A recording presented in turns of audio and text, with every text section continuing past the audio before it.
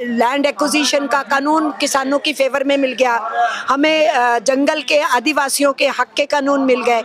तभी हमने ये EPS 95 को सुप्रीम कोर्ट में जो जजमेंट थी उसको फेवर में कराने की बात की। हम बहुत सारे पब्लिक सेक्टर को प्राइवेटाइज होने से बचा पाए।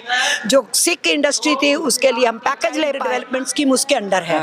और जो हेल्थ मिनिस्ट्री है, हाँ हेल्थ मिनिस्ट्री है उसके अंदर आशा वर्कर आ रही है। और जो एजुकेशन मिनिस्ट्री है उसके अंदर माध्यान्ह भोजन वाली आ रही है।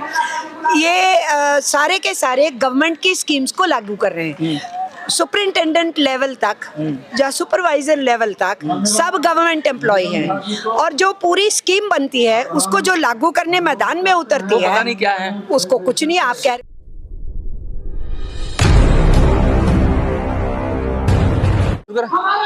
नमस्कार, मैं मनोज स्वराजी और आप देख रहे हैं मिनी सेंटर। लगातार आंगनबाड़ी का तीसरा दिन है, आंगनबाड़ी वर्कर्स प्रोटेस्ट कर रहे हैं। आज जो है मणिपुर के लोग मैंने देखा, यहाँ पर मणिपुर के थे, तेलंगाना के थे, बिहार के थे, लगातार अलग अलग राज्यों से लोग आ रहे हैं। कॉमरेड अमरजीत कौर हमारे साथ है और इनसे भी हम बात करेंगे लगातार कि जिस तरीके से खबरें आ रही हैं। अभी हमने देखा नोएडा में किस तरीके से बवाल हुआ और फिर पुलिस ने महिलाओं को मारा, और उसके बाद फिर वहाँ पे जब हम लोगों ने आवाज़ उठाई और बहुत सारे मीडिया चैनल्स ने आवाज़ उठाई सोशल मीडिया के माध्यम से, तो कुछ लोगों को वहाँ से पद से भी हटाया गया। बहुत सारी बातें हो रही है, लेकिन ये खानापुरी मात्र है। जो अधिकार हैं, 4 लेबर कोड की बात करें या कुछ भी कहें, उन पर कहीं ना कहीं कुठाराघात हो रहा है। और आज इतना जोरदार जोशीला भाषण था आपका, लेकिन ये तो नीतिगत चेंज ही हो रहा है। ऐसा लग रहा है कि भाई कहीं भी कुछ भी ठीक नहीं हो रहा है। क्या कहेंगे आप इस पर? चूँकि नीतिगत चेंजेस हो रहा है और वो मजदूरों को, किसानों को पूरी तरह से कुचलने के लिए है। ये जितनी इंडस्ट्रीज़ हैं जहाँ ये क्राइसिस आया, उनमें कहीं भी यूनियन बनने अलाउड नहीं की गई, 50% का कह रहे हैं कि अब जो नया नियम आया है 50% होगा अगर रजिस्ट्रेशन होगा, जो कि इम्पॉसिबल सी बात है। वो जो लेबर कोड्स हैं, जो यूनियन बनाने का हमारा अधिकार था, उसको मजबूत कर रहे हैं, कमजोर कर रहे हैं इस ढंग से कि उसकी मियाद बढ़ा दिया उन्होंने। बना तो सकते हैं लेकिन फीजिबल नहीं, पर अभी तक बनाने ही नहीं दे रहे थे। अच्छा। पहली बात तो ये है कि ये जहाँ पर एजिटेशन हुआ है वहाँ यूनियंस नहीं बनाने देते हैं मालिक। इसी वजह से मेन यूनियंस को वहाँ ना बनाने दें या उनकी अपनी यूनियन ना बना दे तो वो डायलॉग नहीं होता है। डायलॉग नहीं होता है तो फ्रस्ट्रेशन में वर्कर सड़क पे आता है। लेकिन सुना है कि ठेकेदार भी इसमें बीच में इन्वॉल्व हो जाता है। जो पैसा मिलता है, जो मिनिमम वेजेज है वो भी नहीं मिलता है। नहीं मिलती है। यूनियन होगी तो बात करेगी ना मिनिमम वेजेस पे। 2012 के बाद मिनिमम वेज रिवाइज ही नहीं हुई यूपी में। मिनिमम वेज की कमेटी नहीं बनाई गई। मिनिमम वेज को हर 5 साल पे रिवाइज करना जरूरी होता है, क्योंकि गवर्नमेंट के एम्प्लॉयज को तो पे कमीशन मिल जाता है, पब्लिक सेक्टर को बाइपार्टाइट सेटलमेंट मिल जाता है, बाकी सबको तो यही मिनिमम वेज के एक्ट के तहत ही मिलना होता है। उसमें राज्यों की मिनिमम वेज कमेटीज होती हैं, वो मिलती ही नहीं है सालों साल। और फिर ऊपर से आप यूनियन नहीं बनाने देते हैं। और अब लेबर कोड्स ला रहे हैं गारंटीड की, जहाँ यूनियंस बनी हुई थी उनके लिए भी प्रावधान इतने तीखे कर दो कि वो भी ना बना पाए। और उसके साथ साथ इन्होंने नेगोशिएशन के सिस्टम को कमजोर कर दिया है, डी रजिस्ट्रेशन आसान कर दिया है। हड़ताल तो होगी ही नहीं। हड़ताल का नोटिस दोगे तो वो कंसिलिएशन पीरियड होगा, और कंसिलिएशन पीरियड में हड़ताल गैर कानूनी होगी, और गैर कानूनी हड़ताल का नारा देने वाले लीडर्स जेल में होंगे, उसका जो वर्कर होगा वो डिसमिस होगा। तो ये जितने भी प्रावधान ला रहे हैं ये सारे के सारे प्रावधान मजदूरों के ऊपर और ट्रेड यूनियंस के ऊपर शिकंजा कसने के लिए है। संघर्ष होगा अगर ऐसा होगा। संघर्ष होगा। आप ये देखिए ना कि अभी ये केवल नोएडा में नहीं हुआ, बरौनी से शुरू हुआ था। बरौनी के कॉन्ट्रैक्ट वर्कर्स मैदान पे आए थे हजारों की गिनती में। उसमें हमारी जो ऑफिशियल यूनियन रेगुलर एम्प्लॉयज में थी उन्होंने इंटरवीन किया। यहाँ से हमने CLC को फोन कराया तो वहाँ नेगोशिएशन करा के कुछ सेटल करा। बाद में पानीपत में शुरू हो गया। पानीपत में भी उन इंडस्ट्रीज में यूनियन नहीं बनने दे रहे, तो हम लोगों ने इंटरवीन करके मैनेजमेंट्स को कहा बात करो। पानीपत के बाद सूरत में हुआ। नरेंद्र मोदी अपने गुजरात को देखे, सूरत में 40,000 मजदूर इंडस्ट्रियल एरिया से बाहर आया, और फिर उनको बात करना पड़ा, वहाँ की मैनेजमेंट को बात करना पड़ा, लेबर कमिश्नर को बात करना पड़ा। सूरत के बाद फिर हम देखते हैं ये मानेसर में होता है, और मानेसर में अभी चल रहा था जब नोएडा में होता है। मांग क्या है? मिनिमम वेज नहीं फिक्स हो रही, 8 घंटे से ज़्यादा काम लिया जा रहा है, काम के स्थान पे पीने का पानी तक नहीं रहता है, महिलाओं के साथ बेअदबी की जाती है, और आप कानून है कि अगर 8 घंटे से 1 घंटा ऊपर करोगे तो डबल रेट मिलेगी, 1 घंटे की 2 करोगे तो डबल रेट मिलेगी।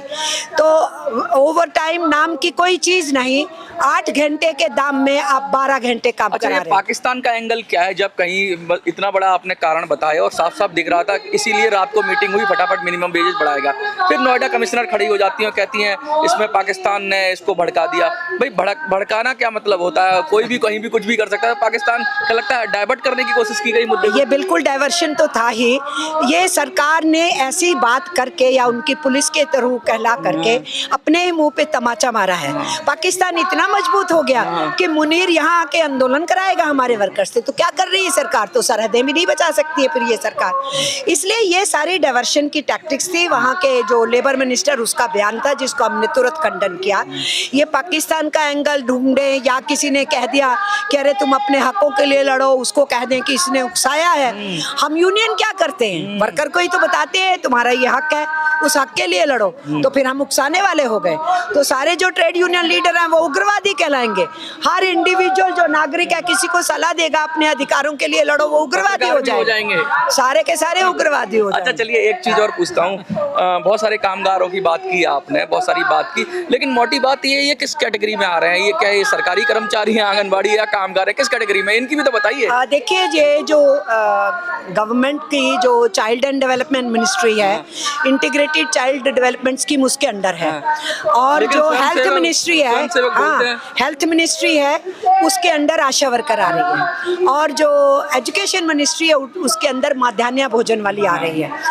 ये सारे के सारे गवर्नमेंट की स्कीम्स को लागू कर रहे हैं। सुपरिंटेंडेंट लेवल तक या सुपरवाइजर लेवल तक सब गवर्नमेंट एम्प्लॉय हैं। और जो पूरी स्कीम बनती है उसको जो लागू करने मैदान में उतरती है, पता नहीं क्या है उसको कुछ नहीं। आप कह रहे हो मानदेय देंगे, आप कह रहे हो वो वॉलंटियर है। अगर वो वॉलंटियर है तो तुम डिक्टेट कैसे कर सकते हो? अगर वो वॉलंटियर है तो रिटायर कैसे कर सकते हो? हैं? जब इन्होंने रिटायर करना शुरू किया तो उन्होंने कहा हम तो वॉलंटियर है, और अगर हमें रिटायर कर रहे हो तो रिटायरमेंट बेनिफिट्स दो, ग्रेच्युटी हमें दो, हमें पेंशन दो। तो उसके बाद सरकार पीछे को हटने लगी, पर कोर्ट से ग्रेच्युटी का इनको राइट मिला, लागू नहीं कर रहे हैं। तो हमारा कहना है कि इनको रेगुलराइज करो, यानी इनको अपने अपने विभाग, अपने अपने मिनिस्ट्री में इनको जो है स्टेटस दो कि ये गवर्नमेंट एम्प्लॉय है। जब तक वो स्टेटस नहीं दे रहे हो अभी, वर्कर तो मानो, मिनिमम वेजेस मिल जाए। सरकार, अच्छा सरकार उद्योगपतियों को कहती है कि आप मिनिमम वेजेस दो, वो खुद क्या करती है? नहीं सरकार को रोल मॉडल पेश करना चाहिए। सरकार का रोल मॉडल है कि जो वर्कर है उसको वर्कर ना मानना, तो एम्प्लॉयर क्यों मानेगा? तो एम्प्लॉयर के हक में ही बुला लेता है। बिल्कुल, एम्प्लॉयर के हक में ही तो ये लेबर कोड किए जा रहे हैं ना। अभी ये जो कॉन्ट्रैक्टर की सीमा है 20 वर्कर सप्लाई करने पे आपको लाइसेंस लेना पड़ता था, अब उसको 20 को इन्होंने 50 कर दिया है। अगर एक परिवार में 4 सदस्य 4 कंपनी बना ले, 45 वर्कर सप्लाई कर दो, आपको लाइसेंस नहीं लेना। आप उनको न्यूनतम वेतन दे रहे हो, नहीं दे रहे हो, ईपीएफ काट रहे हो, नहीं काट रहे हो, सुरक्षा दे रहे हो। अगर उनके नाम पे कोई दूसरे काम कर रहे होंगे, घर में ही चला जाएगा ईपीएफ, बिल्कुल अपने परिवारों को बना लो। बिल्कुल। तो इसलिए ये सारा का सारा जंगल राज चल रहा है, और सरकार उस जंगल राज को लीगलाइज करने के लिए, कानूनी करने के लिए 4 लेबर कोड लाई है। और ये जो नजारा आप देखे हो इतने राज्यों में, ये जो हुआ ये फैलेगा। भिवाड़ी में भी हुआ, निमराना में भी हुआ, तो फिर बहुत लोग जान चली जाएगी। बहुत सारी जगहों पे ये फैलेगा, क्योंकि हताशा में है वर्कर, महंगाई बढ़ रही है, इंटरनेशनल सिचुएशन से महंगाई और बढ़ेगी। उस सारी बढ़ती हुई महंगाई में सरकार लगातार सिर्फ अपने अमीर मित्रों के साथ खड़ी है, गरीब गुरबा के लिए नहीं खड़ी है। तो ये जो नज़ारा देखा हम लोगों ने, ये लेबर कोड्स आएंगे तो ऐसे इंडस्ट्रियल पीस डिस्टर्ब होगी। ये हम गवर्नमेंट से कह रहे थे कि जो लॉज ऑलरेडी लागू नहीं हो रहे हैं और तुम वो जो लागू नहीं होने वाला आधार है उसी को कानूनी बना रहे हो, तो वायलेशंस को लीगलाइज करने के लिए लेबर कोड ला रहे हो, इंडस्ट्रियल पीस डिस्टर्ब होगी। आपने ओल्ड पेंशन की बात की, बहुत एनपीएस की बात की, आपने बहुत सारी बातें की, लेकिन मेरी मोटी बात मैं अक्सर आपसे पूछता हूँ, ईपीएस की बात तो कोई नहीं करता। ईपीएस 95 हम तो कर रहे हैं। ईपीएस 2026 हो गया, 26 हो गया। फंड पे जो प्रोविडेंट फंड पे पेंशन है वही तो है ईपीएस 95। तो प्रोविडेंट फंड का जो सिस्टम है उस कानून को भी ये डंप कर रहे हैं लेबर कोड के अंदर। तो ईपीएफ में जो पेंशन मिलती है, हमारा कहना था कि गवर्नमेंट को चाहे उसमें एक्स्ट्रा जोड़ना पड़े, आप मिनिमम 9000 प्लस इंडेक्स डीए के साथ उसको जोड़ करके दो, ये हमारा मानना है। वो उनकी गिनती कोई बहुत बड़ी नहीं है, होगी 80 लाख 80 लाख प्लस है। 80 लाख के करीब होगी, 80 लाख के करीब वो है। सरकारी कर्मचारी भी बाकी नहीं है। गवर्नमेंट और पब्लिक सेक्टर है, ठीक है, वो लोग हैं। बाकी बेइंतहा मेहनत करने वाला उनका तो नाम ही किसान, नहीं है। मजदूर, उनका कोई नाम ही नहीं है। तो हमारा कहना है कि पेंशन तो सबका हक है, इसीलिए हमने कहा था जो किसी पेंशन स्कीम में नहीं आता है उसको 6000 तो दो कम से कम, जो किसी पेंशन स्कीम में नहीं, और ईपीएस का 9000 प्लस डीए करो, ये हमने कहा। उनका तो कंट्रीब्यूशन भी है। बिल्कुल बिल्कुल। लगातार जो आंगनबाड़ी की बात हो रही है, ये कह रहे हैं कि भाई एक बार तो छुट्टी मतलब एक बार तो ट्रांसफर मिलना चाहिए हमें, क्योंकि कहीं शादी हो जाती है किसी आंगनबाड़ी की, ऐसी मांग उठी थी। आपकी क्या नजरिया है इस पर?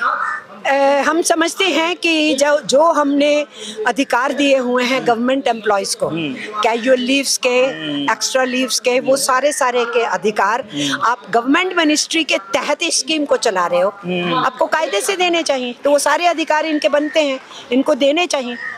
आगे की योजना क्या है? क्योंकि 3 दिन का प्रोटेस्ट है, लगातार अलग अलग संगठन कर ही रहे हैं अपनी अपनी तरफ से, चाहे बैंकिंग वाले भी आए थे उन्होंने भी किया, LIC वाले थे वो कर रहे हैं, सब तरफ से त्राहिमाम मचा हुआ है। तो रास्ता क्या है? क्योंकि बहुत सारी पॉलिटिकल पार्टियां भी जिस तरह से मुद्दा ले जाना चाहिए वो ले जा नहीं रही, वो भी वही कार्ड खेल रही हैं जो बीजेपी खेलती है। तो ये मजदूरों की आवाज़ को कौन उठाएगा? मजदूरों की, या जो कामगार वर्ग की आवाज़ है, जो कहते हैं कि 50% से ज़्यादा ऐसे ही लोग हैं या उनके परिवार हैं जो देश में हैं, उनकी आवाज़ कौन उठाएगा मुखर होकर? क्या लग रहा है आपको? कोई पॉलिटिकल पार्टी दिख रही है आपको ऐसा?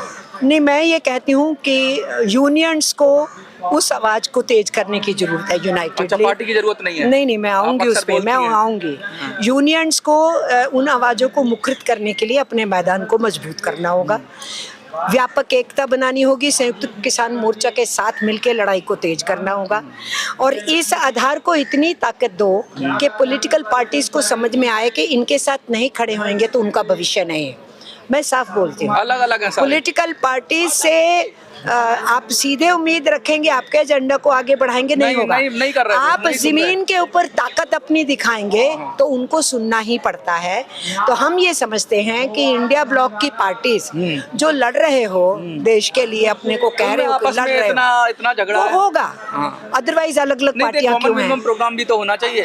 बिल्कुल, मैं आपसे सहमत हूँ। इसलिए हर पार्टी अलग अलग है, उनके अपने अपने एजेंडाज हैं, पर जब आप एक साथ आते हो तो कॉमन मिनिमम प्रोग्राम बनना चाहिए। जैसे 2004 में सरकार बनी तो कॉमन मिनिमम प्रोग्राम के बेसिस पे लेफ्ट के 62 MPs ने सपोर्ट किया, तो हमें मनरेगा मिल गया, हमें राइट टू इंफॉर्मेशन एक्ट मिल गया, हमें लैंड एक्विजिशन का कानून किसानों की फेवर में मिल गया, हमें जंगल के आदिवासियों के हक के कानून मिल गए। तभी हमने ये EPS 95 को सुप्रीम कोर्ट में जो जजमेंट थी उसको फेवर में कराने की बात की। हम बहुत सारे पब्लिक सेक्टर को प्राइवेटाइज होने से बचा पाए, जो सिख इंडस्ट्री थी उसके लिए हम पैकेज ले पाए। तो पॉलिटिकल एंगल हुए बिना मजदूर किसान की सुनवाई नहीं होगी, ये सच है। एक हाइपोथेटिकल क्वेश्चन है, हाँ। मतलब अब इसे ऐसे ना ले, क्या लगता है इस देश के अंदर सारी पार्टियां किसी कॉमन मिनिमम प्रोग्राम पर सहमत हो सकती हैं, इंक्लूडिंग बीजेपी? क्या मजदूरों के लिए क्या कभी ऐसा दिन आएगा कि भाई कांग्रेसी है तो बीजेपी के साथ नहीं बैठेगा, लेफ्ट वाला है तो राइट वाले के साथ नहीं बैठेगा? जैसा हम लोगों ने संविधान बनाया तो सब लोगों ने मिलकर बनाया ना, बैठ के बनाया। क्या कभी ऐसा हो पाएगा इस देश के अंदर कि, क्योंकि सब जगह से आवाज तो उठती है, सब बात भी सही कहते हैं कि सही बात है, इस सही बात पर सारी पार्टियां एकमत होंगी, कभी ऐसा होगा आपकी नज़र में? देखिए, 2 धाराएं हैं, वो 2 धाराएं इकट्ठा नहीं हो पाएंगी। अच्छा, एक धारा है जो अंग्रेजी राज के दौरान उनके साथ खड़ी थी, उस धारा का प्रतिनिधित्व बीजेपी करती है। मिनिमम पर भी नहीं आएंगे? कॉमन मिनिमम तो ये हो सकता है ना, देश की सॉवरेनिटी बचाओ, देश की आज़ादी बचाओ, देश का दुनिया के अंदर सारे जाने मिलके नाम एक साथ करो, वहाँ भी इकट्ठा नहीं है। तो आप भीतर की बात तो दूर ही रह जाइए, जब अपने देश की सॉवरेनिटी के लिए एक साथ नहीं है। गवर्नमेंट तो सबकी जिम्मेवारी होगी ना, सबकी जिम्मेदारी है, बाकी राइट हो, सबकी जिम्मेवारी है, सबकी जिम्मेवारी है।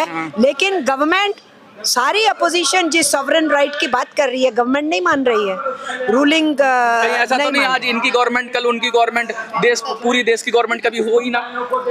आज मेरी बारी कल तेरी बारी, आज नागनाथ कल सापनाथ। देखो ये तो गवर्नमेंट्स का आना और जाना तो लगा रहेगा। हाँ। अगर आवाम में सोच समझ तीखी हो जाएगी, आंदोलनों में हो जाएगी, तो गवर्नमेंट्स को आवाम के डायरेक्शन के हिसाब से काम करना पड़ेगा, वो जिसकी भी जनता गवर्नमेंट को हो। एक होना पड़ेगा। बिल्कुल, जनता को एक होना है, हर हिस्से को एक होना है, उनको गवर्नमेंट्स कैसे चलें उसकी तरफ इंगित करना है। इसलिए सरकारें वही चला पाएंगे जिनके साथ आवाम खड़ा हो। साफ साफ बड़ी गहरी बात कह दी कि भाई अगर आप लोग अपनी शक्ति को नहीं पहचानेंगे, आप मजदूर हैं, आप हैं, आपको पता होना चाहिए आपका हित कहाँ है और कौन आपके हित की बात कर रहा है। आप उस हित के साथ खड़े हो जाइए, लेकिन अपने हित के साथ साथ ये भी देखिए कि सबका हित हो जाए। वो कहते तो हैं सबका साथ सबका विकास, लेकिन क्या सबका विकास है? अगर नहीं है तो फिर वो बीजेपी की सरकार हो सकती है, वो कांग्रेस की सरकार हो सकती है, लेकिन वो देश की सरकार नहीं है। अब इस पर भी बड़ा बात है कि भाई पॉलिटिकल लोग अपनी अपनी तरह से बात करते हैं, लेकिन मैडम ने कहा कि जो यूनियंस हैं वो उनको राजनीति की जरूरत नहीं होती, वो अपने आप में। और बड़े बड़े लोग कांग्रेस से जुड़े हुए बड़े बड़े लोग, आपने जब मैं सुनता हूँ कभी मजदूर आंदोलन की अपनी राजनीति होती है। मजदूर आंदोलन अगर गैर राजनीति होगा तो सरकारें पीट डालेंगी। तो मजदूर की अपनी राजनीति है, वर्किंग क्लास की वो राजनीति सब है। पार्टी को झुका लेता है। हम जब धन दौलत पैदा करते हैं हमें हमारा हिस्सा चाहिए। हाँ, सही बस सीधी सी बात है। बहुत गहरी बात है। इसी के साथ मैं मनोज स्वराजी, देखते रहिए मिनी संसद। धन्यवाद।